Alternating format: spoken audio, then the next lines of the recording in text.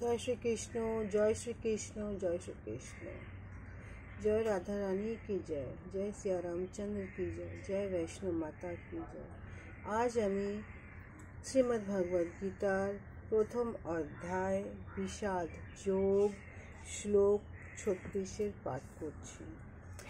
পাপম এবহ আশ্রয়াৎ असम्मान हत्वः एतान अत्यनः तस्मात् न अर्ह वयं हन्तुं धृतराष्ट्रान् सबान्धवान् स्वजनं हि कथं हत्वा सुखिनः स्याम माधवा।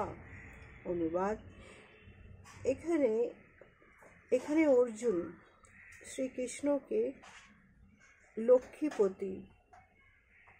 লক্ষ্মীপতি বলে সম্বোধন করছেন আর বলছেন, এই ধরনের আত্মীয়দের বধ করলে মহাপাপ আমাদের আচ্ছন্ন করবে।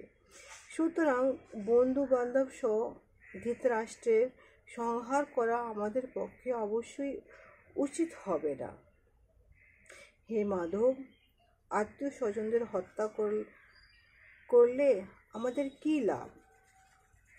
তা থেকে আমরা কেমন করে সুখী হব?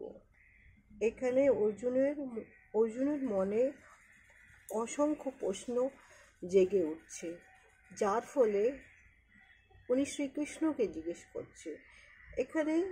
এখানে শ্রীকৃষ্ণকে উনি বলছেন লক্ষ্মীপতি মানে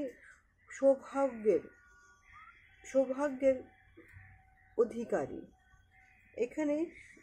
এখানে অর্জুন জানে শ্রীকৃষ্ণই হচ্ছে সব ধরনের প্রশ্নের উত্তর। তাকে জিজ্ঞেস করলে সব প্রশ্নের উত্তর সমাধান হয়ে যায়। তার মনের মধ্যে